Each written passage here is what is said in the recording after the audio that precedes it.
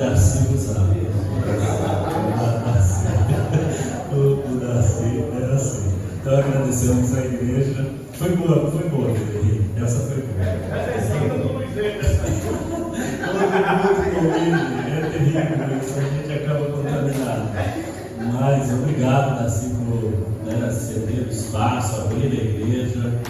Agradeço a igreja por nós, pela ordem. Agradecemos a sua vida como pastor aqui da Bíblia de Praia Grande.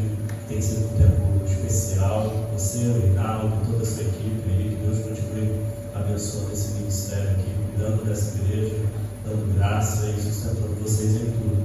Eu quero chamar um homem que veio de uma cidade que era para ser pequena porção, né? Uma cidade que era para ser pequena, mas parece que ficou com a porção toda. Ele veio lá de Porciúncula. Porciúncula, era para ser uma porçãozinha, mas parece que o homem pegou tudo, né? E era para ser média barba, né? Uma barbinha média, mas ele prefere ter a barba toda. Então, o Manu tem sido assim um tempo especial no estado de São Paulo. Ele é um implicante de natureza, né? Ele tem provocado-nos todo o tempo a viver. Está vendo? Você viu, Pereira? Então, ele tem sido assim alguém que tem incentivado o estado de São Paulo. Eu falo por mim que a gente tem conversado, né? E a viver um novo momento. Eu creio que a instigação dele, o desejo dele é que de fato tenhamos uma nova igreja no estado de São Paulo, que deixemos talvez alguns pensamentos e olhemos para o alto, para coisas grandes que Deus pode fazer entre nós. Então, eu louvo a Deus pela vida do Manu, agradeço a Deus ter tirado lá o Espírito Santo, né? Mas não tirou o Espírito Santo dele, continua aqui, né? Hoje eu estou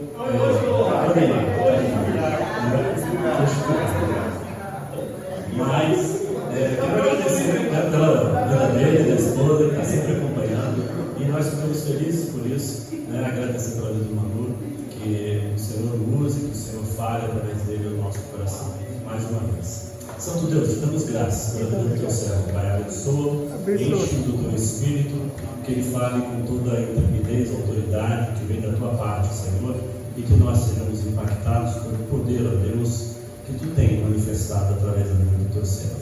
Te damos graças e pedimos, Senhor, conosco, e que cada palavra fique gravada em nosso coração, em nome de Jesus. Amém. Boa noite, graça e paz, paz e graça, graça é paz e paz é graça. Louvado seja Deus, muito bom estar aqui com vocês. Já estou aqui na igreja pela segunda vez, né, pastor Darcy? Estive aqui num culto, num domingo, uma campanha de missões, era mundiais, né? Agora já está em nacionais, é assim mesmo, vamos para frente. Coisa boa, estar com vocês, alguns vendo pessoalmente pela primeira vez, a gente tem contato pelo WhatsApp, né, amor? Muito bom mesmo. Eu sou de Tombos, ele falou Porciúncula porque de fato eu nasci em Porciúncula, mas eu só fui lá para nascer, eu não fui nem registrado lá, porque eu nasci no dia do aniversário de Tombos, então o único médico da cidade estava bêbado, porque era feriado. Então meu pai pegou um corcel emprestado, foi lá em Porciúncula, que é estado do Rio, mas são 7 quilômetros. Aí eu nasci, entrei no corcel e voltei para casa.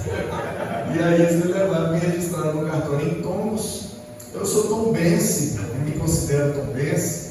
É uma cidade de 6 mil habitantes, na zona da mata, ali, divisa com o noroeste do Rio. E fui criado lá. Uma mãe, sozinha. Meu pai foi embora, eu era bebê. E, enfim, tivemos várias dificuldades na infância, na adolescência. O meu apelido lá em Tombos era Diabo Loiro.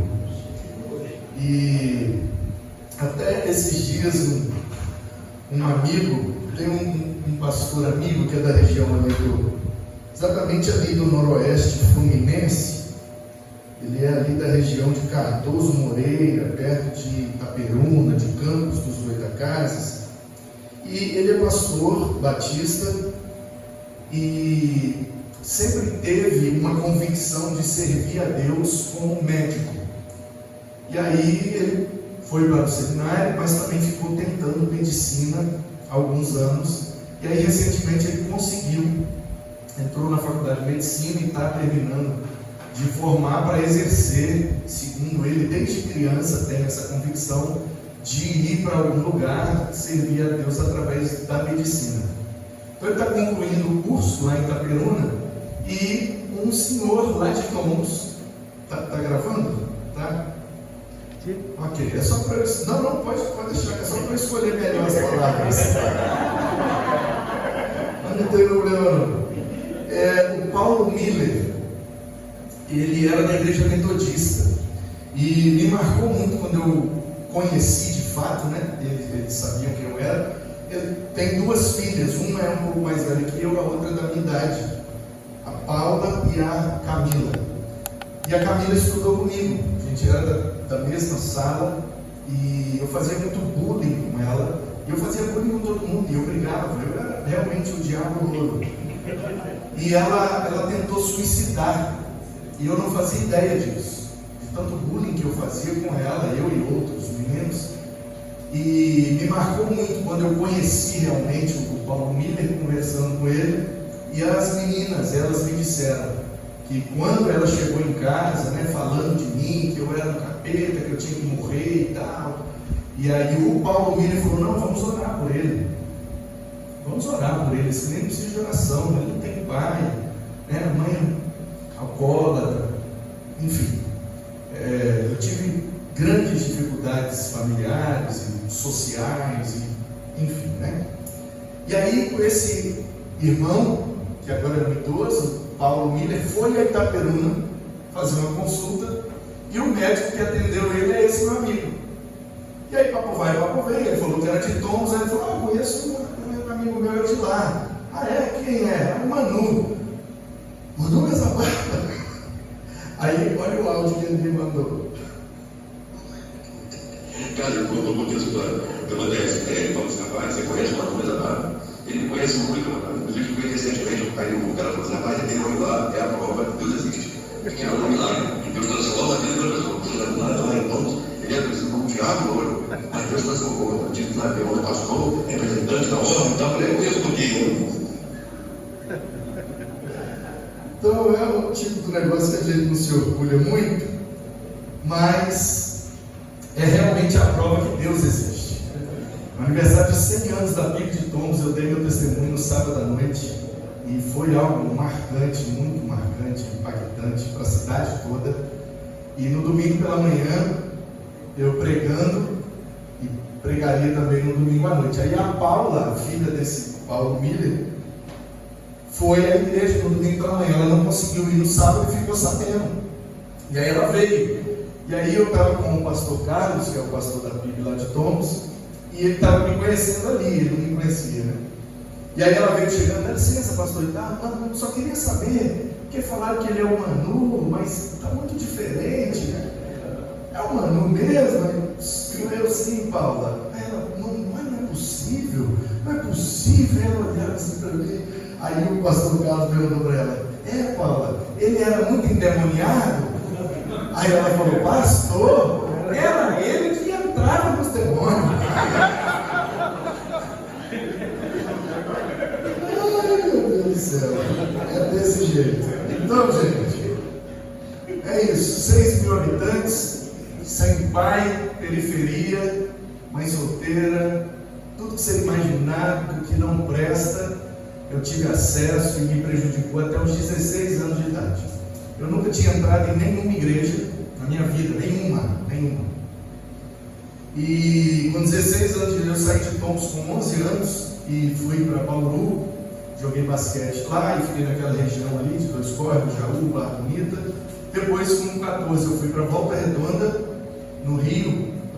E aí um amigo, eu já com 16, já estava entre o basquete e o skate, depois eu acabei sendo skatista profissional. e vim morar em São Paulo de 99 a 2002.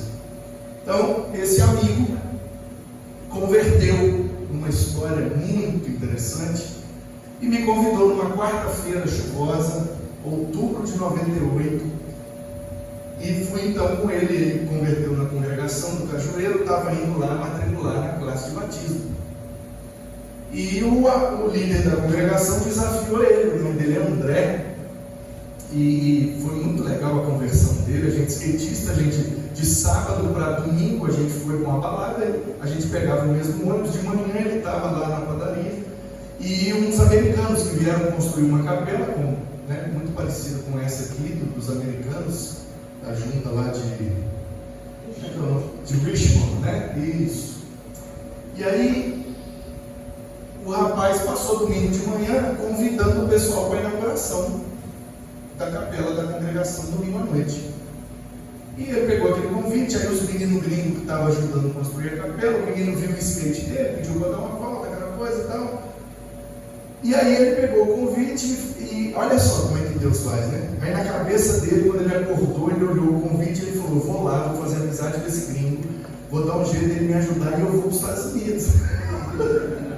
Porque skatista e jogador de basquete, você falou Estados Unidos, fica tudo listado. Aí ele foi para fazer amizade com o gringo. E quem pregou naquela noite foi um menino gringo. E o menino pregou o chamado de André. E o gringo ficava: André, Jesus está te chamando, vem André, vem André. E o nome dele é André. E ele: não é possível, o cara sabe o meu nome. Coisas que Deus faz, né? E aí o cara então deu a ele uma ficha, ele preencheu, falou: quarta-feira você vai lá, procura o pastor Nilson de Márcio, batizou a gente, cuidou da gente lá no início, coitado, eu tenho muita coitado do pastor Nilson. E aí então nós fomos naquela quarta-feira e um culto de oração na Central de Volta Redonda, e eu entrei então na igreja pela primeira vez. E o pastor Nilson pregou na parábola do filho pródigo. O título do sermão era: Deus é o Pai que você precisa. E aí no final ele desceu do púlpito, abriu os braços e falou: filho pródigo, volta para casa que o pai te espera de braços abertos. Aí eu vim correndo, abracei ele. Então começamos ali a caminhada e Deus tem nos sustentado. E o Paulo Miller falou da coisa aqui do representante da ordem, porque ele começou a me seguir nas redes sociais, ficou sabendo da conversão e tal, e foi logo no momento que eu fui eleito. Então eu fui presidente lá no Espírito Santo por 4 anos, depois vice do Brasil, e aí ele acompanhou pelas redes sociais, e ele ficava fazendo vários comentários assim, de que não é possível, o diabo louro agora é. Então assim, o Paulo Miller é um cara muito especial. Eu achei muito legal quando as meninas falaram que chegaram em casa com aquela expectativa de que ele fosse atrás de mim para me pegar, né? Não faz isso com as minhas filhas. E a atitude dele foi: não, vamos orar por ele, vamos orar que esse menino precisa de oração. Ainda que 6 anos depois, mas Deus ouviu a oração do Paulo Miller. Louvado seja Deus. Estou com a minha esposa, Ana Paula Mota Teixeira Mesa Barba Alves, tolerância e bragança. Nós temos 2 filhos, o Mateus de 26, que nós pegamos com 7, e o Manuzinho com 21. O Manuzinho faz veterinária e o Mateus faz administração, e a nossa oração tem sido que eles se formem, casem e Deus abençoe. Mas Eclesiastes 3, né, irmãos? Deixa Deus agir. Mas eu estou gostando desse momento que nós estamos, porque o Mateus está com 26. Então quando a gente começa a discutir alguma coisa, eu falo: ó, fica quieto, porque na sua idade eu peguei você para criar. Aí vai ficar jogando na cara, fica quieto. E o Manuzinho, quando começa a querer crescer, eu falo: ó, na sua idade eu já tinha você. Fica quieto que você não tem nenhum periquito para dar. Mas são uns meninos bons, sabe? Uns meninos bons. Dá uns trabalhos gostosos, mas é uns meninos muito bons mesmo. Não tem nada de reclamar. Mas, falar a verdade, estou doido para eles. Porque eu saí muito cedo, então para mim, né? cara com barba dentro de casa, para mim já não. Mas enfim, né? Eu não sou parâmetro para ninguém. Então é isso, eu comecei o ministério lá no Espírito Santo, eu tenho 10 anos de ministério. Eu comecei em Guarapari, depois eu fui para Vila Velha e estou há 2 anos na PIB Itaim Paulista, na Zona Leste de São Paulo. E tem sido um momento maravilhoso, já estamos plenamente adaptados. Deus tem abençoado, a igreja é uma igreja maravilhosa. O meu papel lá é só não atrapalhar os irmãos. Se não atrapalhar, tudo funciona. Então vamos, 1 Crônicas capítulo 12. Eu gosto demais desse texto. E cada vez que eu olho para ele, saltam-se algumas lições, cada uma mais preciosa que a outra. 1 Crônicas 12, a partir do 8. 1 Crônicas 12, 8. Dos Gaditas passaram-se para o lado de Davi, quando ele estava na fortaleza no deserto. Homens valentes, homens de guerra, preparados para a batalha, armados de escudo e lança. O rosto deles era como de leões, e eles eram ligeiros como gazelas sobre os montes. Eram Ézer o chefe, o líder, o cabeça. Obadias, Eliabe, Bismana eram 11, e Macbanai era o 11º. Versículo 14. Estes dos filhos de Gade foram capitães do exército. O menor valia por 100 e o maior valia por 1000. São estes que passaram o Jordão no primeiro mês, quando ele transbordava por todas as suas ribanceiras, e puseram em fuga todos os que habitavam nos vales, tanto no leste como no oeste. Terminou aqui a lista dos descendentes de Gade. Você sabe, o livro das Crônicas foi escrito no momento pós-exílio babilônico. Então Esdras, com a sua equipe, está registrando todos os eventos para ensinar aquela geração, porque o povo que foi para a Babilônia, a grande maioria ficou na Babilônia, morreu na Babilônia. Então aqueles que nasceram na Babilônia aproveitaram a oportunidade naquelas 4 viagens com Zorobabel, Esdras e Neemias, dando 2, eles então foram voltando para Jerusalém. Uma meia dúzia de idosos, talvez uns meninos que saíram com 10, 12 anos, agora estão com seus 80 anos de idade. É a última coisa que eles vão fazer na vida, porque é muito longe de Suzã até Jerusalém, e no meio está o deserto do Negueb. Então é uma viagem que era muito difícil para um idoso fazer. Mas o livro de Esdras registra quando Zorobabel lançou a pedra fundamental e fizeram um culto para inaugurar a reforma do templo. Diz que alguns anciãos choravam e gritavam de alegria, lembrando dos cultos que eles tiveram enquanto eram crianças ali. Então eram poucos, mas a grande maioria veio da Babilônia e não sabe nada. Não sabe descendentes de quem eles são, não sou filho de quem, neto de quem, bisneto de quem foi Moisés, quem foi Abraão, eles não sabem. Então lá na Babilônia não tinha Bíblia, não tinha templo, não tinha culto. Eles se organizaram nas sinagogas e se viraram como puderam. Mas aquela geração não sabia muita coisa. Então o livro das Crônicas, por isso que ele começa em Gênesis e vai até o exílio, porque ele é meio que um resumão de toda a história de Israel, para aquela geração ter noção de quem eles eram e inspirá-los a reconstruir o templo e os muros. Daí vai contando a história de como Davi começou o seu reinado. Você sabe, Saul reinou por 40 anos, depois a gente tem 2 anos de Isbosete. A gente esquece dele. A gente fala que é 40 de Saul, 40 de Davi, 40 de Salomão, mas entre Saul e Davi tem 2 aninhos ali de Isbosete, que na monarquia é o filho que assume. Então Saul tinha ainda um filho vivo. Ele assumiu o trono, tentou fazer alguma coisa, mas não fluiu. Ele entendeu que não era para ele, saiu, e aí então os anciãos vão a Hebrom e chancelam ali a unção de Samuel, proclamando Davi como rei de Israel. E ele começa a reinar a partir de Hebrom, nessa fortaleza no deserto. E aí o texto vai dizendo que de cada uma das tribos, quando chegou a notícia, temos um novo rei, o reinado mudou de casa, saiu da casa de Benjamim e agora está na casa de Judá. E o nome do novo rei é Davi, aquele menino que matou o gigante, aquele menino que tocava harpa, aquele menino que matou aquele monte de filisteu. Quando essa notícia correu, de cada uma das tribos, eles começaram a se apresentar.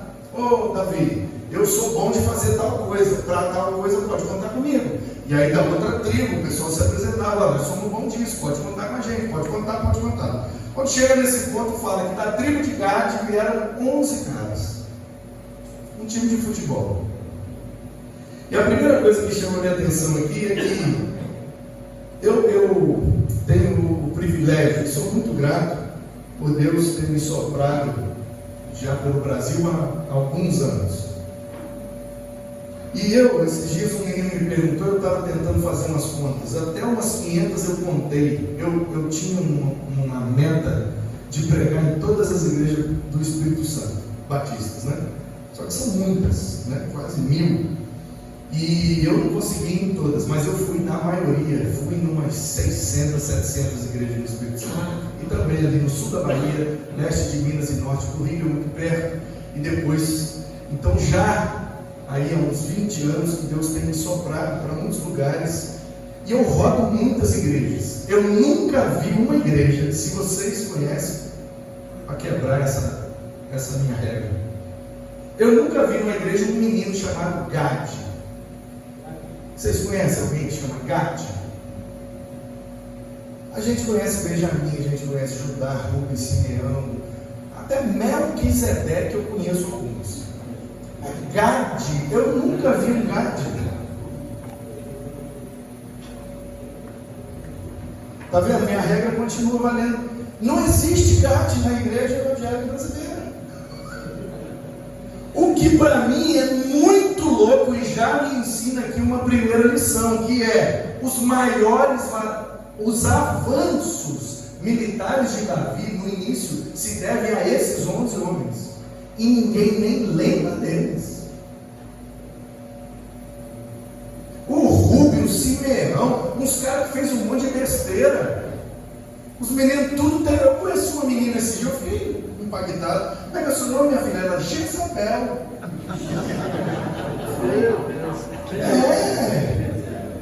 Diferente. Acho que até ajuda, né? Jezabel. É que seus pais não são crentes, não. Não, meu pai é pastor. Meu Deus. Então veja você, até Jezabel a gente tem, mas Gade não tem nenhum.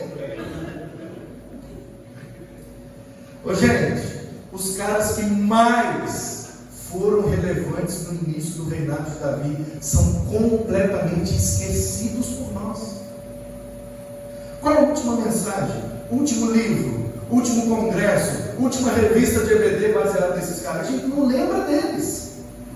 E isso me dá uma lição muito preciosa, que é o seguinte: quando a gente faz pelo rei e pelo reino, tudo bem esquecer da gente, contanto que o rei seja lembrado. Amém. Portanto, o propósito desses homens era: vamos expandir o reinado de Davi. Se ninguém lembrar da gente, não tem problema. Nós não estamos fazendo para ser lembrados, nós estamos fazendo para que o reino avance.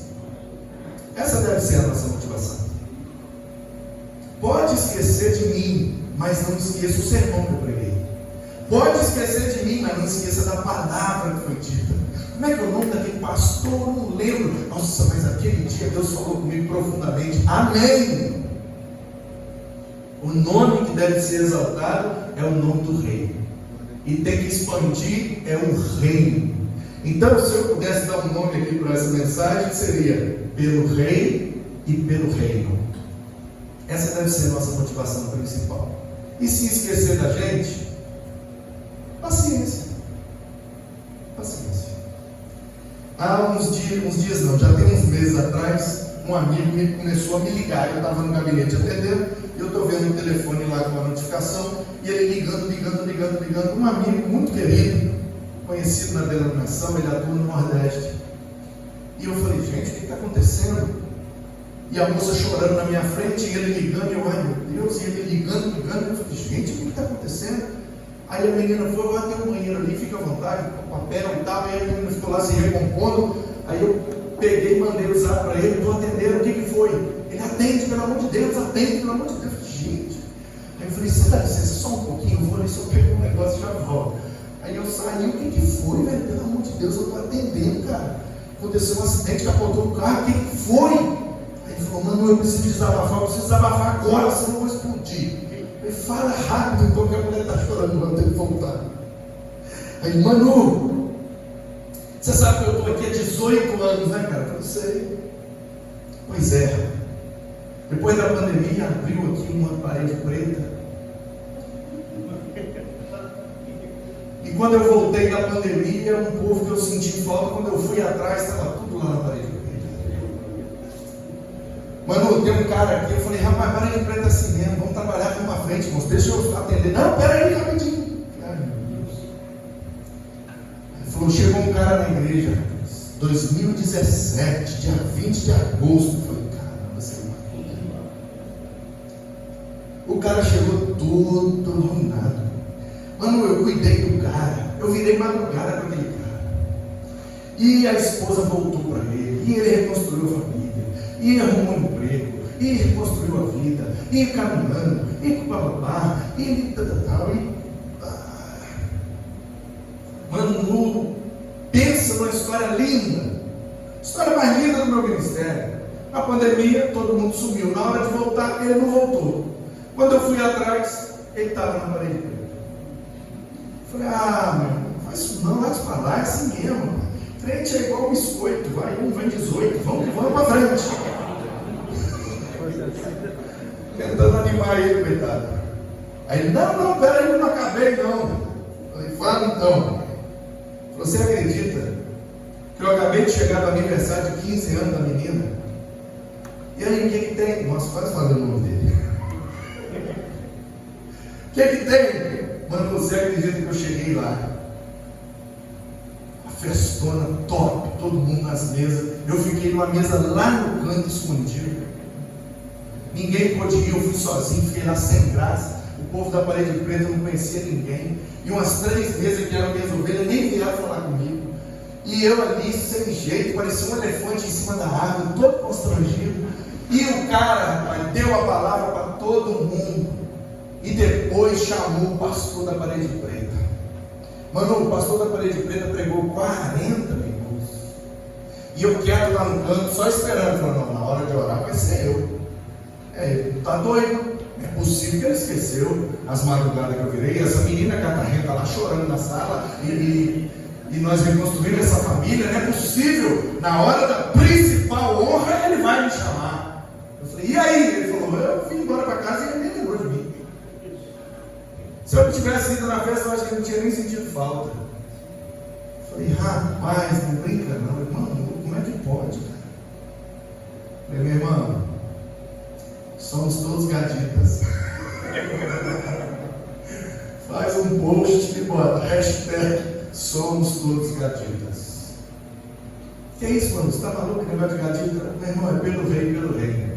Ninguém lembra de Gade, ninguém lembra dos gaditas. Não tem menino que chama Miss Mana, Mac Banai.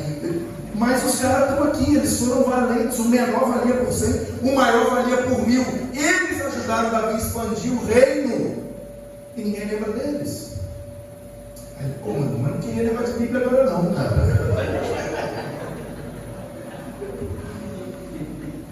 Vai dormir, rapaz. Lava o rosto, amanhã outro dia, vamos para frente. Irmãos, é isso mesmo. Você pode deitar no chão para o povo passar em cima. Vai chegar do outro lado, eles vão dizer, ei, pastor, também mole, hein? Nossa, vai reclamar ainda. Não vai dar bom para ninguém não, irmão. Vai dar bom não, é isso mesmo. Não adianta alimentar uma expectativa diferente, senão a gente se frustra. Então a nossa expectativa tem que ser essa. O rei está sendo conhecido, o reino está sendo expandido, está tudo certo, vamos embora. Aí o texto diz, passaram para Davi, quando ele estava na fortaleza, mas no deserto. Irmão, ministério pastoral é viver numa fortaleza, mas é no deserto. A gente não vai ser destruído, mas é no deserto. Ele nos fortalece, mas é no deserto. Nem o mal nos atingirá, mas é Hebron. Hebron é deserto. Não é jujuba, irmão. É ministério pastoral. Não é algo tão doce. Eu não sei você, mas eu não entrei. Graças a Deus, pelos meus professores que tiraram todas as vendas dos meus olhos e disseram: você vai? Tem certeza?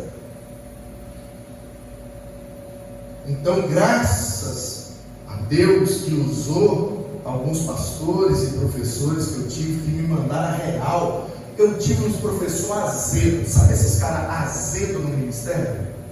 Azedo, amargo, frustrado, e sai atirando para todo lado, do nada ele está dentro do seminário. Não sei se aqui tem isso. Todo seminário tem um azedo desse. E eu acho que isso é vontade de Deus.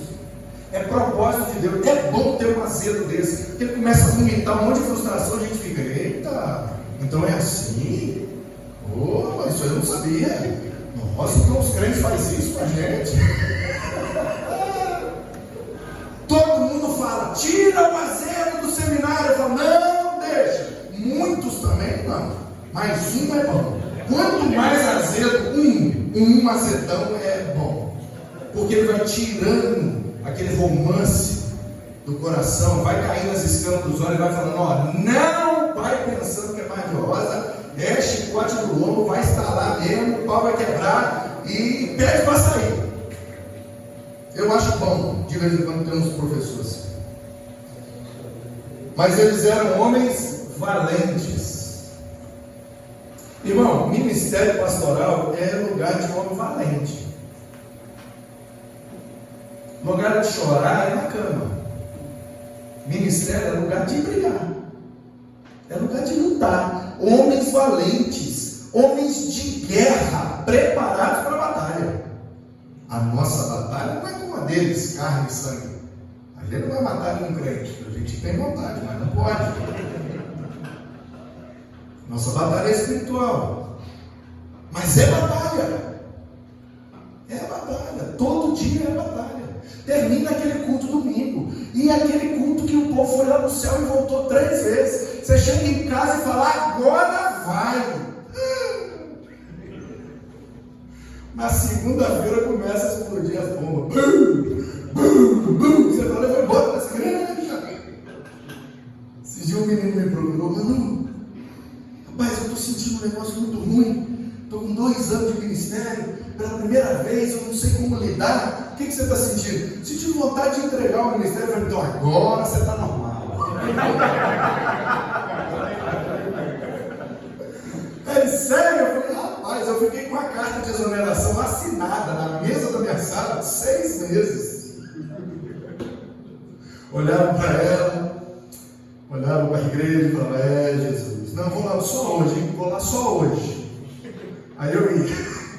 Passava uns 2 dias, acontecia um negócio, eu animava. Agora vai. Vou chegar em casa e vou rasgar aquela carta. Aí na hora de sair: pastor, se eu tenho um minutinho. Aí eu chegava em casa e vou levar essa carta. Eu só não levo agora porque já é meia-noite. Se não levava lá agora, entregava. Eu domingo eu vou levar essa carta. Aí no sábado eu ia fazer uma visita, acontecia um negócio bom, não vou sair nada. Eu vou jogar a carta fora. Aí no domingo a coisa bombada, eu, ei, que nada, vou jogar a carta fora. Na segunda-feira eu vou quebrar, vou me dar minha carta. Irmão, se você não está com vontade de sair, tem alguma coisa errada. Porque está certinho mesmo, tem vontade de sair. Porque é batalha, é deserto, não é jujuba.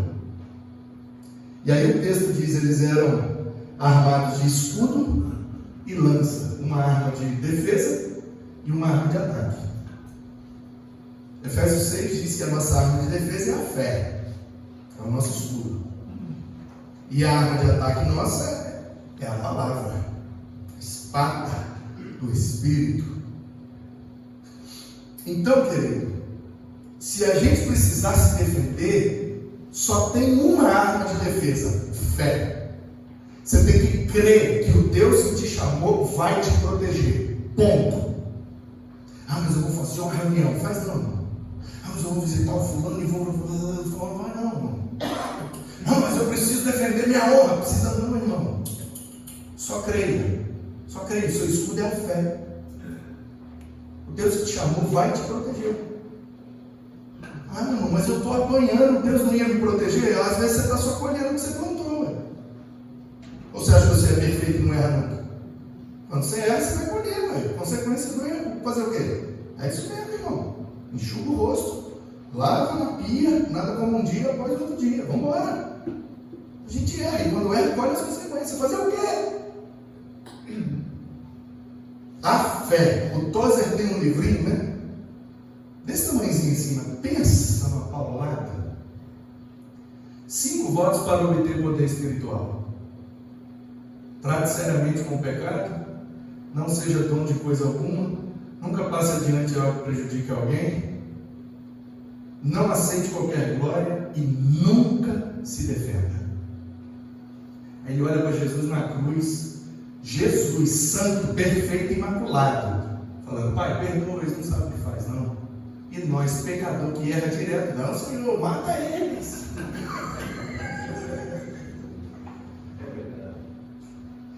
Uma vez eu estava com uma crise com um homem, mas uma crise brava mesmo. E o homem, rapaz, me acusava de ser, obrigado. Ele começou a me chamar de pastor beijoqueiro. Esse pastor veio para cá, agora fica beijando as mulheres. Pastor beijoqueiro. Eu falei: beijando mulher? Do que ele está falando? Aí depois eu fui entender que eu recebo todo mundo quando chega na igreja, e depois eu despeço de todo mundo na porta. Estou lá na entrada e na saída, eu pego todo mundo. Quem eu não pego na entrada, eu pego na saída. E aí quando chega, eu vou lá: seja bem-vindo, Deus abençoe, glória, assim, cumprimentando. E aí ele achava que aquilo era demais. Aí o homem começou a me perseguir, ele era tesoureiro.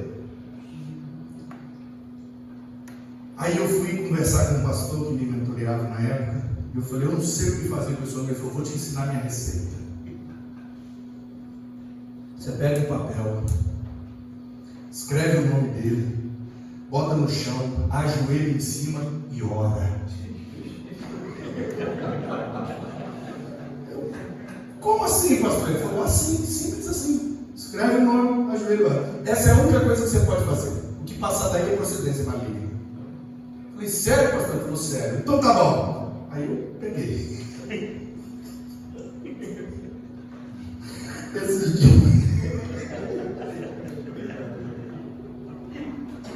Esse dia eu estava dando aula no seminário lá em Minas, aí ele me perguntou sobre isso, eu contei essa história. Ele falou: nossa, pastor, vou precisar de um caderno, então.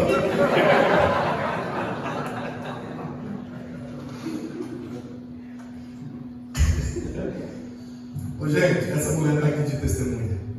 Eu orei pelo homem. O homem foi mandado embora, recebeu um dinheiro, viajou para o interior na casa da família dele, comprou uma moto, estava voltando com a moto para casa, bateu de frente com outra moto, morreu todo mundo. Falei: eita, a receita funciona.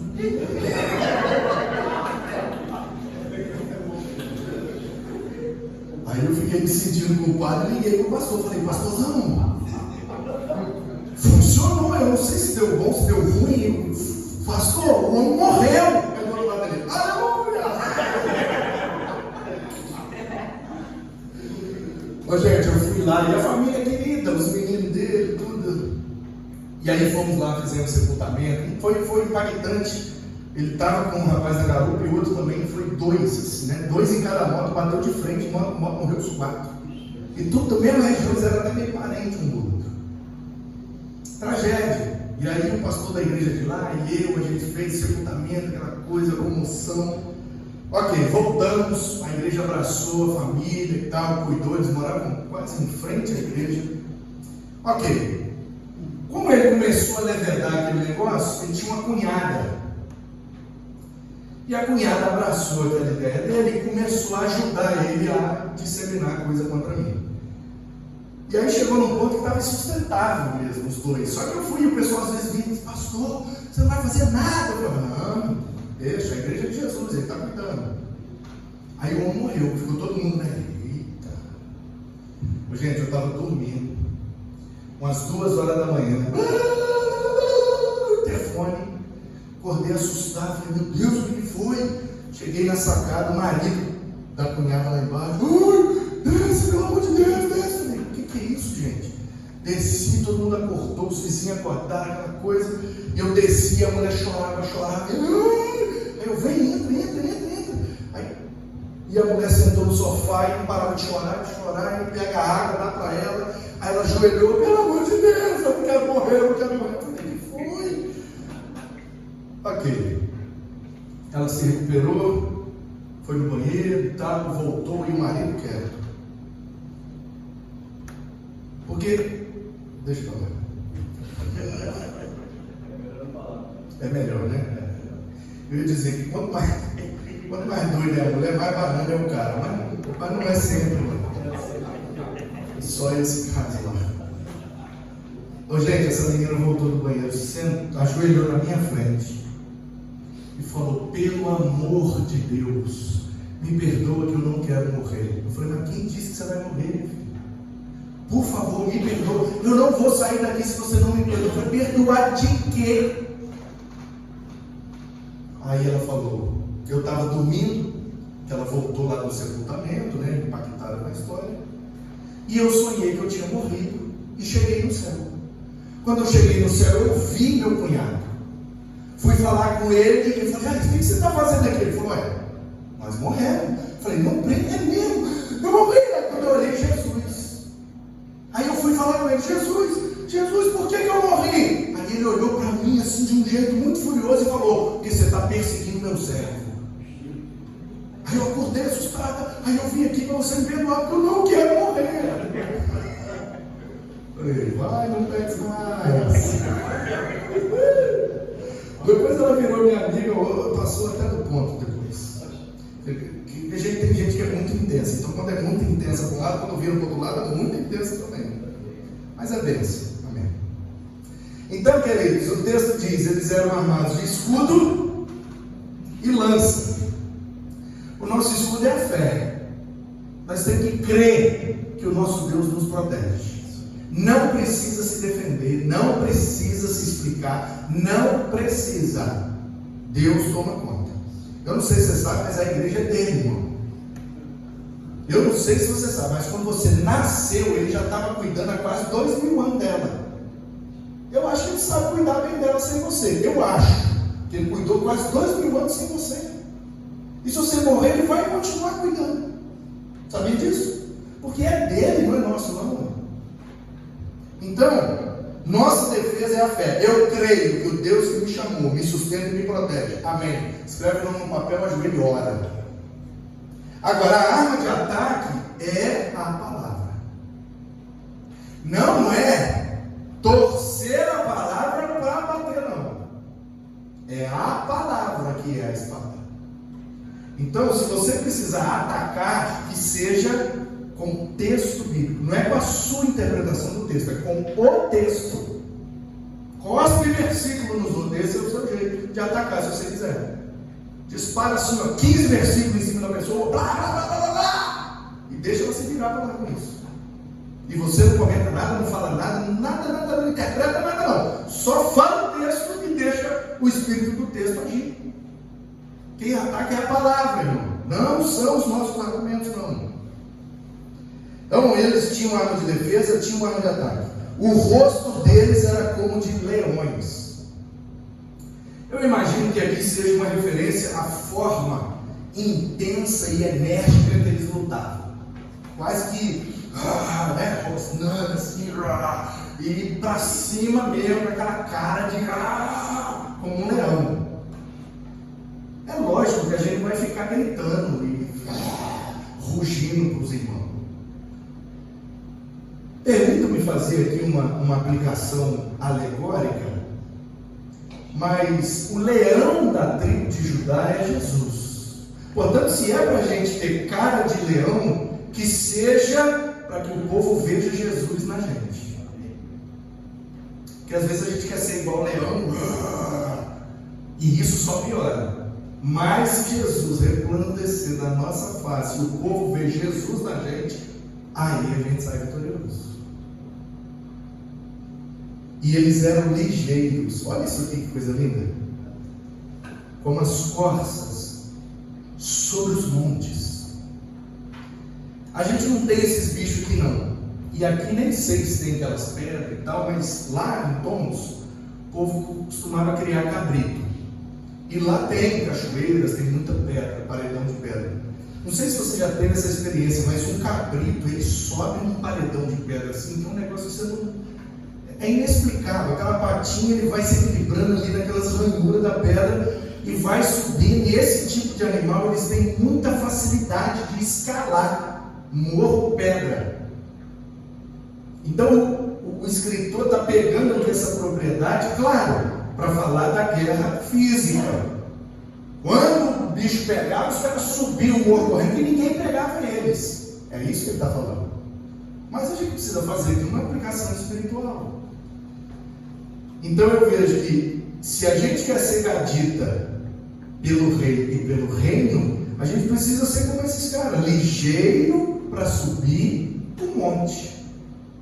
Ou seja, se é para ter pressa, que seja para buscar a Deus em oração. Ligeiro para subir o monte. Não ligeiro para tomar decisão, ligeiro para dar resposta, ligeiro para fazer alguma coisa, não. Ligeiro para subir o monte. Então a coisa apertou, sobe o monte. O inimigo sobe o monte. Vai para os pés da cruz, que é lá que está o nosso livramento. Eles eram 11. E isso aqui também é outra coisa muito legal. Versículo 9 diz que Ézer era o líder. Algumas versões diz o chefe ou o cabeça. A palavra hebraica é Rosh. O principal, lembra? O principal da sinagoga é o Rosh, né? O líder ali daquela comunidade. E o nome do líder é Ézer. E isso é de uma beleza, de uma profundidade na teologia prática. Porque Ézer é aquela palavra hebraica que Deus usou para a mulher, né? Ézer Kinegdo, uma ajudadora idônea. O funcionário do Abraão, né? Deus é minha ajuda. Ele, Ézer. Samuel pegou aquela pedra entre Mispá e Sem. Ézer, a pedra de ajuda. Então, olha que coisa linda isso aqui. O nome do líder era ajuda. Liderar não é da ordem. Liderar não é mandar. Liderar é ajudar as pessoas a serem o melhor que elas podem ser. Capacitá-las para o melhor desempenho do seu ministério. Esses dias eu estava em Minas falando para um grupo de pastores. E depois de uma palavra a gente sentou para um bate-papo. Eles fizeram algumas perguntas de forma anônima, escreveram num papel, colocaram numa caixa, para todo mundo ficar bem à vontade para perguntar o que quiser e ninguém saber quem que perguntou. Aí eu tirei uma pergunta e estava assim: como lidar com a deslealdade de um auxiliar? Aí na frente da palavra auxiliar eu vi que tinha uma palavra que estava rasurada. Ele escreveu alguma coisa depois de auxiliar e rasurou. Eu guardei aquilo comigo, porque eu sou muito curioso. Eu respondi a pergunta, eu já vou te falar o que eu respondi. Mas eu guardei aquilo comigo e fiquei assim, esticando aquele negócio para poder olhar por trás. E eu vi o que ele escreveu depois de auxiliar. Não era um negócio bom, não.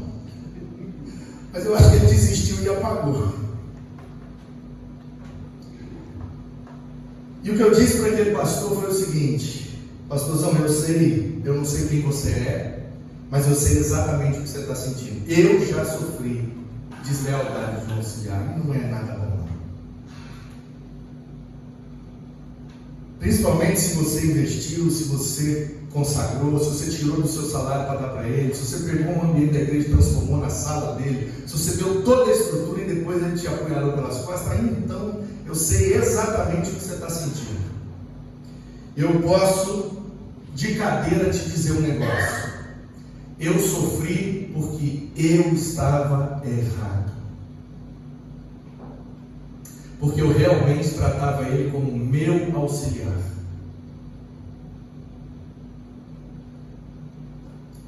Então, pastor, eu quero te dizer o seguinte: eu mudei esse paradigma na minha cabeça. Não sei se vai acontecer de novo, mas se acontecer de novo, tem mais a ver com quem fez do que quem sofreu. Porque é verdade que o líder é responsável por muita coisa, mas nem tudo é culpa do líder. Senão a gente tem que jogar o suicídio de Judas na conta da liderança de Jesus. Não, Jesus falhou, porque um dos discípulos suicidou. Não, tem coisa que é deles e não nossa. Algumas coisas são nossas, mas tem coisa que é só deles. Eu não sei se eu vou sofrer de novo. De lá para cá, ainda não sofri mais. E eu acho que eu não vou sofrer mais, porque eu mudei esse paradigma na minha cabeça.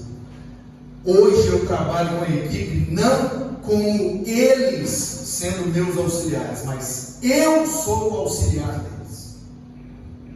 Hoje eu faço o contrário, eu sou o auxiliar. No que eu posso te ajudar? Qual ferramenta que eu posso te dar para você trabalhar melhor? Qual curso que você quer que eu te mande para você ficar melhor ainda? O que eu posso te ensinar? No que eu posso te servir? Onde eu posso te ajudar? Eu sou seu auxiliar. Quando a gente muda esse paradigma, a possibilidade de deslealdade cai drasticamente. Porque ninguém quer trair alguém que está ajudando. Mas alguém que está mandando, dando ordens e cobrando resultado, aí é fácil trair.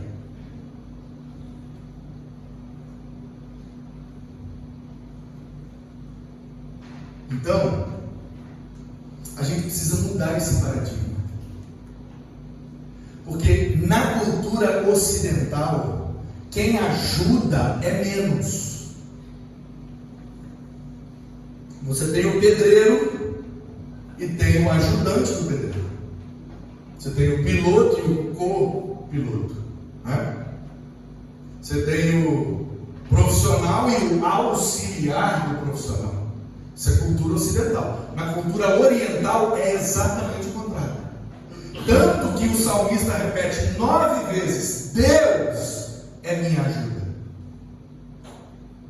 Se Deus é a nossa ajuda, como que Ele é menos? Então, o paradigma bíblico de liderança é esse: quem sabe mais é quem ajuda, e não o contrário. Lembra daquele programa, aquele quadro no programa do Luciano Huck, que ele chamava Soletrando? Iam as crianças falar as letras das palavras. E quando a criança ficava em dúvida, ela tinha algumas ajudas. Uma das ajudas era a ajuda dos universitários. Lembra disso? A criança ficava em dúvida na palavra, eu peço a ajuda dos universitários. Aí o universitário vinha e fazia a aplicação da palavra numa frase, um sinônimo e tal, para ajudar o menino. Eu te pergunto, aquele universitário que estava ali para ajudar, ele estava ali para ajudar porque ele sabia menos que o menino? Esse é o paradigma bíblico de liderança. Quem sabe mais, ajuda. E está escrito aqui, só que a gente nunca reparou, porque a gente esqueceu dos gaditas. O líder chamava ajuda. O nome do cara em hebraico é ajuda. Isso é demais, né? Agora, ele não fazia nada sozinho. Diz que ele tinha 10 com ele. Então, se de um lado a gente precisa mudar esse paradigma de liderança para sermos os auxiliares, a gente precisa também, por outro lado, aprender a trabalhar em equipe. Porque por melhor que fosse o Ézer, ele não fez nada sozinho. Gente, sozinho a gente vai até mais rápido, mas junto a gente vai mais longe. E fica mais leve a carga. O problema é que a gente tem uma natureza pecaminosa, que tem uma forte tendência ao egoísmo. E aí, quando a gente pensa na possibilidade de ter equipe, a gente acaba sendo, como eu fui durante um tempo, eu-equipe. Eu-equipe, onde cada membro da equipe é um tentáculo do povo que sou eu. Então eu sou a grande cabeça e os meus auxiliares são os meus tentáculos, e é uma eu que é polvo. Só que igreja não é polvo, igreja é corpo. Igreja não é uma cabeça com vários tentáculos, igreja é uma cabeça, o resto é corpo. Se eu não sou cabeça, só sobrou uma coisa: corpo.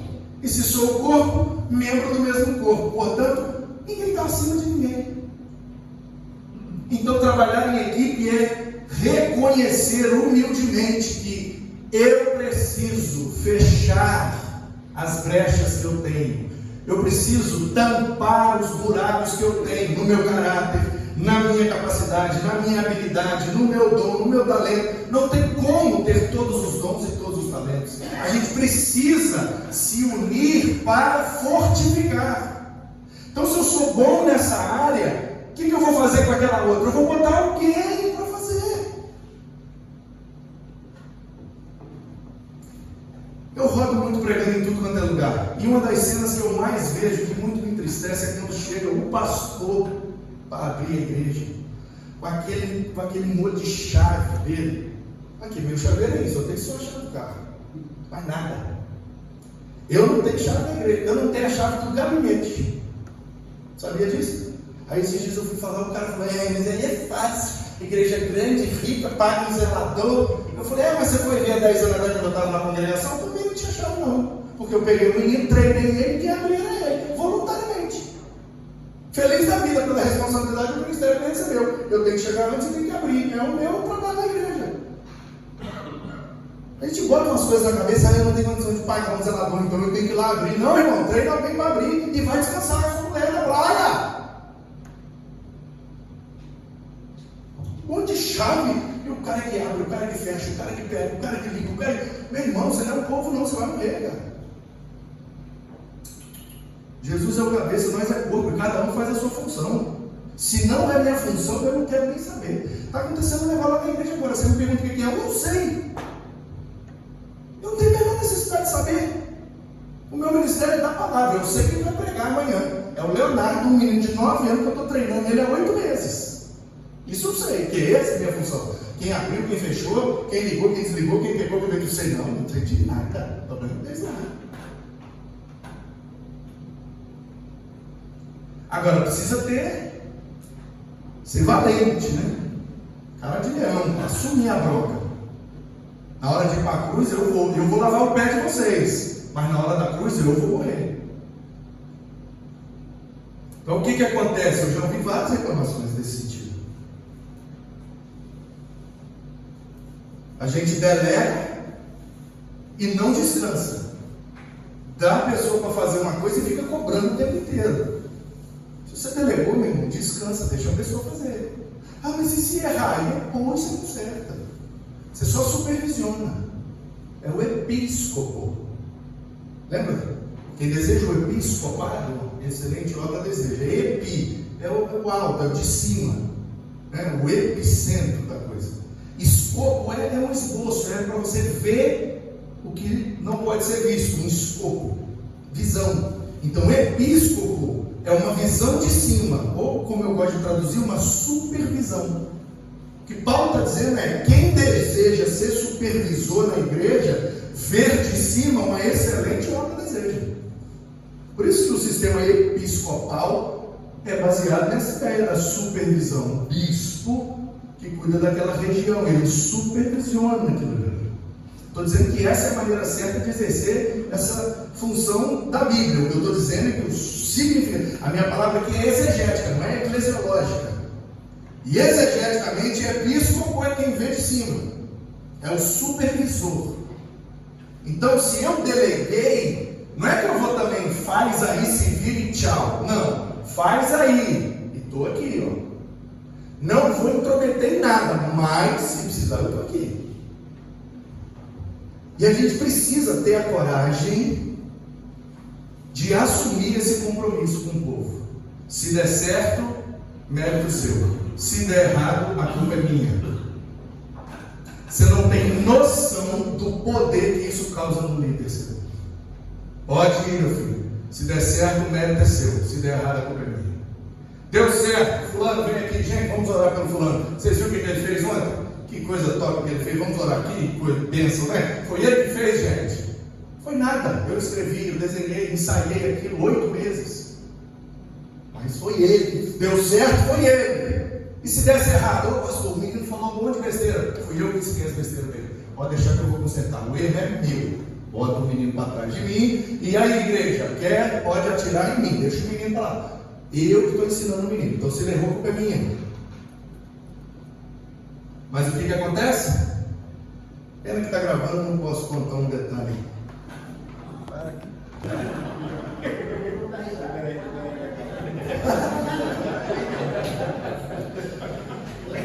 Esses dois princípios são muito importantes, irmãos.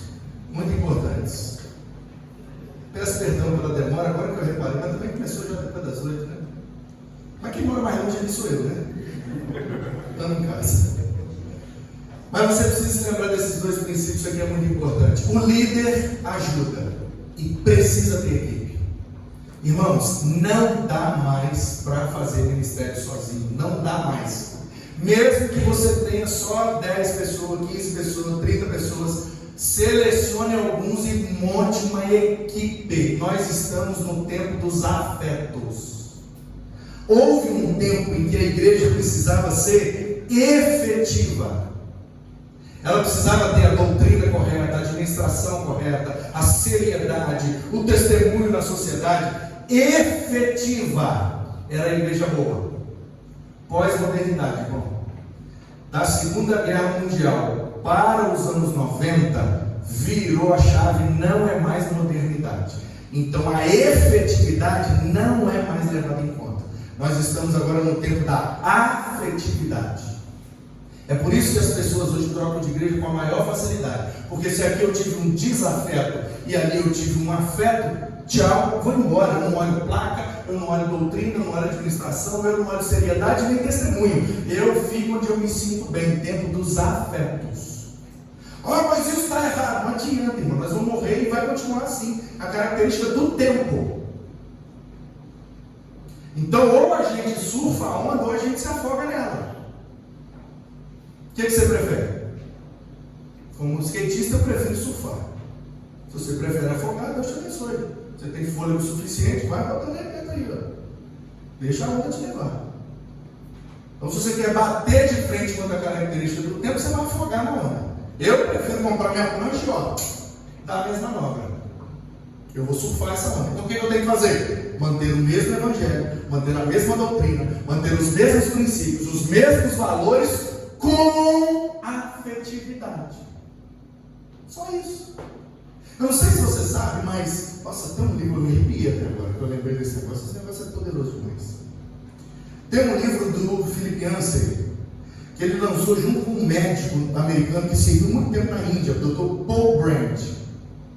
O nome do livro em português ele foi traduzido, aquele verso de substância, feito de um modo especial e admirável. O salmista diz, o Senhor me formou ainda mais uniforme no ventre da minha mãe, de um modo especial e admirável. Então o nome do livro é Feito de um modo especial e admirável. Assim foi traduzido no português. Philip Yancey e Dr. Paul Brandt. O Dr. Paul Brandt é um médico, igual o nosso pastor aqui, que sabe as quantidades de neurônio e tudo. E o Philip Yancey é bom de mexer com as palavras. Ele não é teólogo profundo, mas é um cara bom de mexer com palavras. Os dois se juntaram e fizeram. Isso é uma obra-prima de eclesiologia. Muito desconhecido esse livro. E ele é maravilhoso. Eu acho que o subtítulo dele é A Harmonia entre o Mundo Natural e Espiritual. Alguma coisa assim. Capa laranja tem aquela coisa do Davi e tal e tal. Aquele homem com o braço dele, aquela coisa da modernidade lá. Sabe o que eles fazem nesse livro? Eles pegam, o Paul Brandt dá todas as características do corpo humano. E o Philip Yancey traduz para todas as características do corpo de Cristo. Meu irmão, você não tem noção da obra-prima que é esse livro. O Dr. Paul Brandt começa então a falar o que é que sustenta o corpo. Aí ele fala do osso, o esqueleto da gente. Aí depois ele vai falar dos tendões e ligamentos. Aí ele vem falando dos músculos, depois da pele, depois dos pelos. Ele fala, então, se o Espírito inspirou Paulo para fazer a analogia de igreja com o corpo humano, enquanto a gente não seguir a biologia correta, a eclesiologia nunca estará correta. E aí o Dr. Goldbrain, de forma genial, ele diz assim: o bicho que tem o esqueleto do lado de fora é aquele que machuca até quando faz carinho. Os bichos de exoesqueleto. O esqueleto é do lado de fora, é caranguejo, é lagosta, vai fazer um carinho na lagosta, ela vai te fazer um carinho, tá? E ela te machuca. Por quê? Porque o esqueleto está do lado de fora. O Dr. Goldbrain fala, não. O ser humano tem esqueleto do lado de dentro. O que é que sustenta a igreja? A doutrina. Olha que gênio do Dr. Goldbrain, que ele fala. Então a doutrina tem que estar lá por último, bem escondido. O que é que sustenta a doutrina? Os valores e princípios, tendões e ligamentos. E isso é regado ao que? A comunhão, convivência, os músculos. E depois tem a turma que recebe, que é a pele. E por último vem o sistema de sensibilidade, que são os pelos. Qual que é a função do pelo? Encostar nele antes de encostar na pele. Aí você tem aquele reflexo de você queima, mas não queima muito. Por quê? Porque pegou no pelo. Se você está depilado, você queima e não sente. Porque essa é a função do pelo. Bateu o vento, ele vibra. E ele te diz, está frio, se esconde. Sem o pelo você não sente, fica limpado. Aí o Dr. Goldbrain, ele diz assim: quando alguém tem contato com a igreja, o primeiro contato é com o pelo, portanto ele tem que ser recebido na máxima sensibilidade. Depois é a pele, proteção. Depois o músculo, convivência. Depois ligamentos, valores e princípios. Por último, a doutrina, irmão. Aí o que a gente faz? Exoesqueleto. Primeiro é a doutrina. Porque aqui tem doutrina, né, irmão? Senão fica. Aí não fica ninguém mesmo. Botou o esqueleto lá de fora, virou um camarão. Só que a igreja não é o camarão de Cristo, é o corpo de Cristo. Não é a lagosta de Cristo, não. Para de botar o esqueleto lá de fora. O esqueleto é do lado de dentro. O esqueleto é o que sustenta, ele nem é visto. Se for visto, tem uma coisa errada. Fratura exposta. Leia esse livro para ontem. Vamos terminar. 14. Os filhos de Gad foram capitães do exército. Todos eles depois viraram líderes. O menor valia por 100, o maior valia por 1000. Aqui os eruditos divergem. Tem uns que dizem que valer por 1000 é cada um liderava 1000. Então o menor liderava 100, o maior liderava 1000. Tem a turma que diz, não, o menor matava 100 e o maior matava 1000.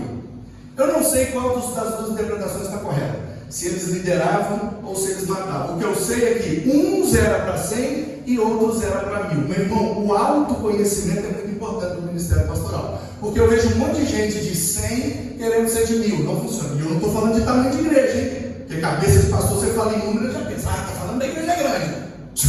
Para com isso, rapaz. Isso aqui é uma aplicação. 100 quer dizer a especificidade daquele, é para 100. A especificidade desse é para 1000. Isso não tem a ver com quantidade, tem a ver com ministério específico. O cara foi chamado para fazer aquele ministério específico, mas ele quer fazer o do outro, aí não vai bem. E vice-versa. Como diz o nosso querido Fabrício Freitas lá da junta, o que manda é a cabeça. O cara tem cabeça de 100, você bota ele no de 1000, ele vai para 100. O cara tem cabeça de 1000, você bota ele no de 100, ele vai para 1000. O que manda é a cabeça. O Fabrício está falando isso aqui, na linguagem da multiplicação, que é a área que ele milita. Mas o que o texto está dizendo é, temos ministérios específicos. Tem gente que nasceu para 100, tem gente que nasceu para 1000. E está tudo bem, irmão. Qual o problema? Qual o problema? Aí eu estava num outro estado e fui falar sobre isso aqui e fiz uma exegese de Efésios 4:11. Exegese, não é eclesiologia não. Eclesiologia batista está tudo certo, não quero mudar nada não. Mas é exegese, né? Tus de apóstolos, men, profeteus, tus de status men, poimenas cae didáscalos. Ele deu uns para serem enviados, uns para falar em nome dele em cajadada, uns para dar a boa notícia da salvação e botar para dentro, e uns para cuidar e ensinar o povo que entrou. Então são 4 ministérios. Pastor, mestre, como dizia o Dr. Shedd, dois lados de uma mesma moeda. O Dr. Shedd era brilhante, né? E eu pedi ele para ilustrar isso. Ele falou: Manu, se uma mãe, quando uma criança vai enfiar o dedo na tomada, se ela bate na mão da criança e diz para não enfiar porque vai dar choque, ela está cuidando ou ensinando? O que você acha? É cuidado ou é ensino? Aí o Dr. Shedd dizia: indissociável ministério, porque cuidar é um ato de ensino e ensinar é um ato de cuidado. Portanto, essas coisas são indissociáveis. Quem cuida ensina, quem ensina cuida. Por isso que é pastor mestre, porque senão seria uns para pastores, uns para mestres. Mas não é assim. A poimenas cai didáscalos. O cai aí é conjunção aditiva, não é uma coisa ou outra, é uma coisa e outra. E aí eu fiz essa exegese e falei: irmãos, tem gente que nasceu para ser enviado, desbravar, começar, mas é aquilo. Se fizer além daquilo, dá ruim. Tem gente que nasceu para dar cajadada, o povo apanha rindo. Agora, ninguém vai atrapalhar todo domingo também não. Tem gente que nasceu para ficar lá fora, com mel, atraindo e jogando para dentro. E tem gente que nasceu para ficar aqui dentro, cuidando e ensinando. A gente precisa saber onde é que a gente está nessa fila, senão a gente fica frustrado o resto da vida.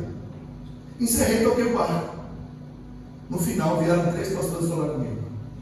Um deles estava chorando copiosamente. Ele tinha idade para ser meu pai. E ele estava chorando copiosamente.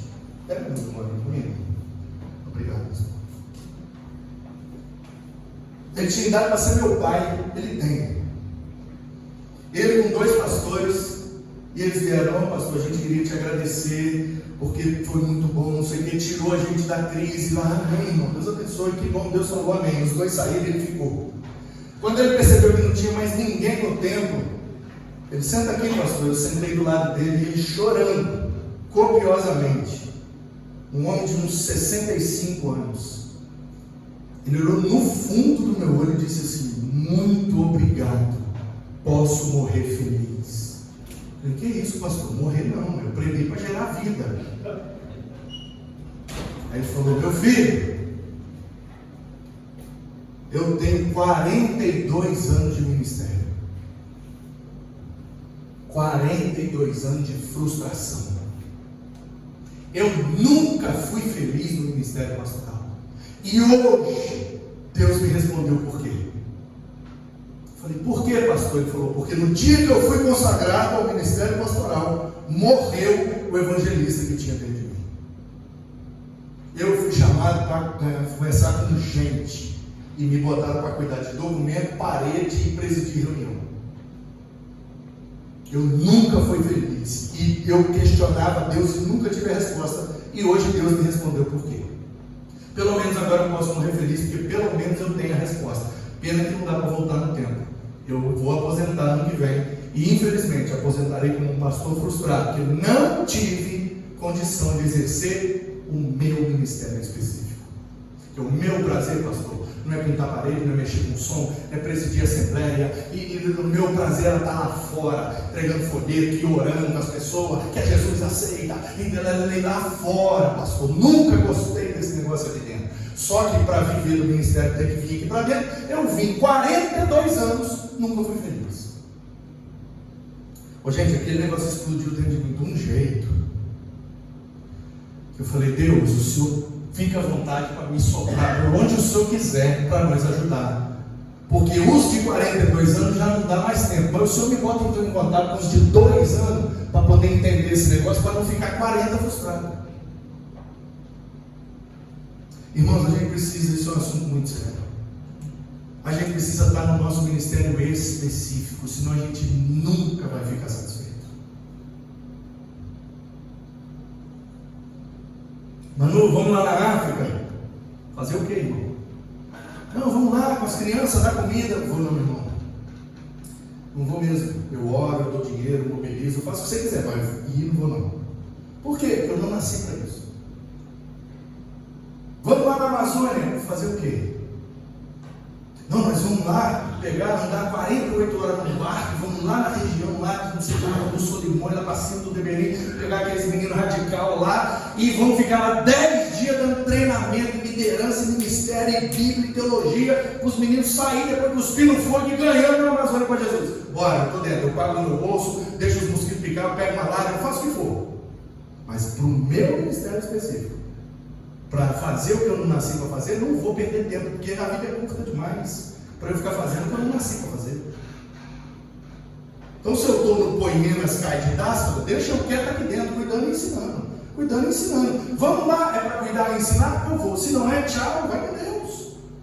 Eu não tenho crise. Antes eu corria. Eu deitava, meu Deus, eu não sou crente. O missionário veio na igreja, largou tudo para ficar com os meninos na África. Eu não vou mais, não, Deus, pelo amor de Deus. Aí eu ficava achando que eu não era crente. Não é que eu não era crente, é porque eu não nasci para aquilo. O meu negócio é grego, é hebraico. Aí fica 2 horas ouvindo a história contar. A história que ela já me contou 18 vezes. E eu rindo. Como você faz a primeira? Eu nasci para isso, irmão. Quando eu estou no meio de uma assembleia, tomando uma decisão importante, eu falo assim: eita! Eu sinto os céus abrirem, meu filho amado, em quem me comprar, sou favoráveis. Aleluia. Eu nasci para isso. Agora, vamos dar bala para as crianças. Não vou não. Deixa eu quieto aqui com meus gregos, meus hebraicos, minhas ovelhas, minhas visitas, minhas reuniões. Eu nasci foi para isso aqui. A gente precisa, fazer o download desse negócio, porque isso resolve uma quantidade de problemas que você não imagina. Para encerrar, o texto diz: eles passaram o Jordão no primeiro mês, quando deu enchente, e eles puseram em fuga todos os que habitavam nos vales, tanto no oeste como no leste. Aqui, mesma coisa, os eruditos também divergem. Tem gente que acha que pôr em fuga atacou e o cara com medo de morrer fugiu.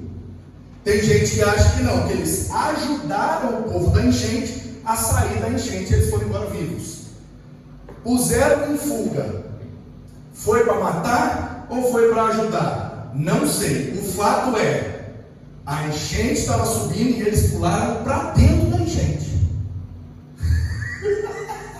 Eu acho essa cena maravilhosa. Todo mundo correndo da enchente. Meu Deus, o Jordão está subindo sem parar. E os gaditas pulando para dentro. Nadando com escudo e espada, botando o povo para fugir. Se é para ajudar ou para matar, não sei. Mas eles pularam para dentro. Irmão, o ministério pastoral é pular para dentro do problema. Não é para fora, não. Eu estava falando de um retiro de pastores, sentei na mesa, o cara veio do lado e começou a ter choramingando, né? Oh, vida, oh, céu, oh, azar, oh, porque a igreja, e eu olhando assim, meu Deus do céu. Aí teve uma hora que estava cheio de pastor, e o pastor foi saindo, ele foi ficando, eu entendi, ele está querendo conversar. Aí eu fui ficando também, fala, meu filho, fala, abre o coração. Aí ele começou, por que aquilo? Eu falei, rapaz, não, o nosso tempo é um tempo muito difícil mesmo. Você acha que o apóstolo Paulo aguentaria um negócio desse? 4 dias num resort, comendo lasanha, muqueca de peixe, pudim com leite condensado? Eu duvido que o apóstolo Paulo aguentava um negócio desse, cara. Nós somos demais, né? Nós somos top. A nossa geração é a geração mais raiz que tem do cristianismo. Porque você acha que aquele cara, João na ilha de Patmos, aguentava comer 4 vezes por dia igual a gente come aqui? Não aguentava nada, rapaz. Aí ele, pastor, você está fazendo igual o Natan, né? Eu falei, não sei. Pelo menos a Bíblia você conhece, né? Falou, pastor, você acha que eu estou reclamando de barriga cheia? Eu falei, bem cheia. Inclusive. Ele, olha, pastor, então me dá um conselho. Eu falei, meu querido, é muito simples. Você está querendo que o seu rebanho te pastoreie. Ovelha não cuida de pastor, não, meu filho. É pastor que cuida de ovelha. Você precisa ser pastoreado. Só que você está projetando essa expectativa no seu rebanho. Onde você já ouviu uma notícia de que um pastor foi atacado por um lobo, por um leão, por um urso, por um pirata do deserto, e as ovelhas se juntaram para atacar. Fugiu tudo, rapaz. E o cara ficou sozinho lá, sendo mordido e apanhando. Porque a ovelha é um bicho pacífico, é um bicho medroso. Você bate o pé, ela sai correndo. Ovelha não é cachorro, meu filho. Cachorro é um bicho leal. Cachorro morre para te defender. Ovelha não, parece ser doido. Ele é mesmo, né, pastor? Eu falei, rapaz. Não, porque eu levei para o hospital, fiz isso, fiz aquilo, e depois, na hora que eu precisei, me abandonou. Eu falei, isso é ovelha. Ovelha foge mesmo. Não, mas na hora da votação, correu todo mundo. O silêncio dos bons, o barulho dos maus. Para de citar no terquinho, você não é nem na sola do pé dele. Ovelha é ovelha. Vai ficar com medo, vai fugir, vai te abandonar. Se vira. Você tem que ser igual Davi, olhar para o céu e falar, o Senhor é o meu pastor, e nada vai me faltar. Mas quem garante é o Senhor, não é o rebanho.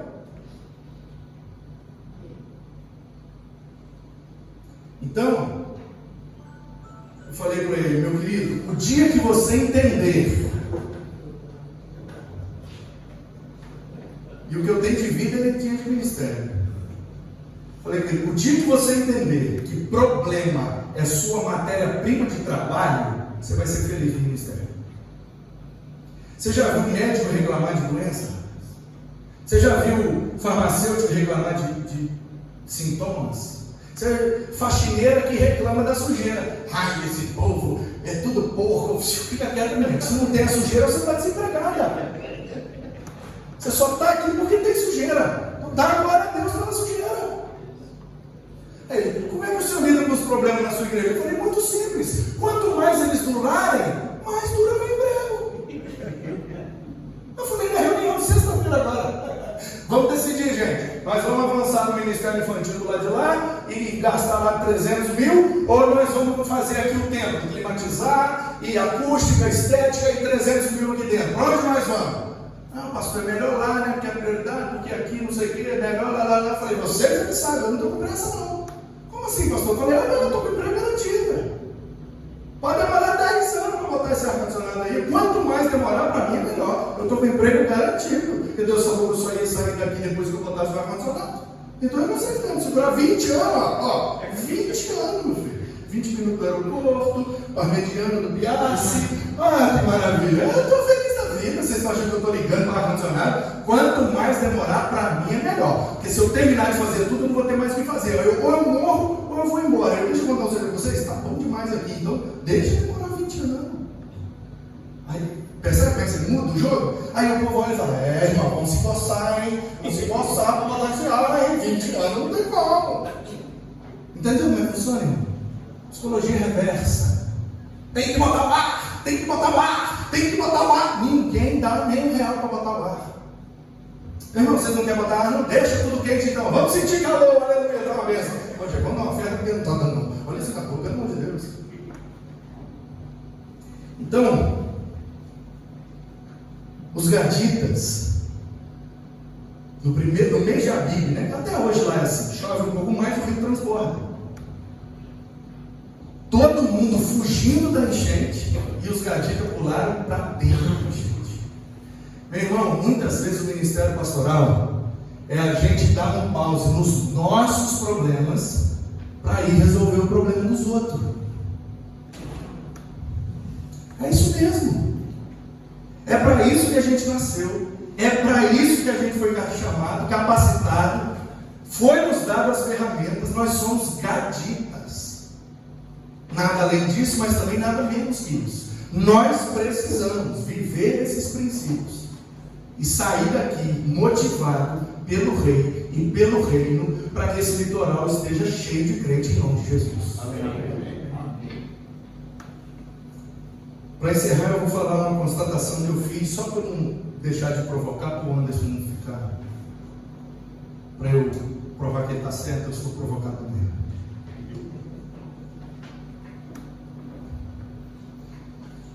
Eu tenho provas, eu pensei até em botar tudo ali, mas o meu tempo já acabou. Se o senhor quiser parar agora também, já. Para. Pode parar. Eu já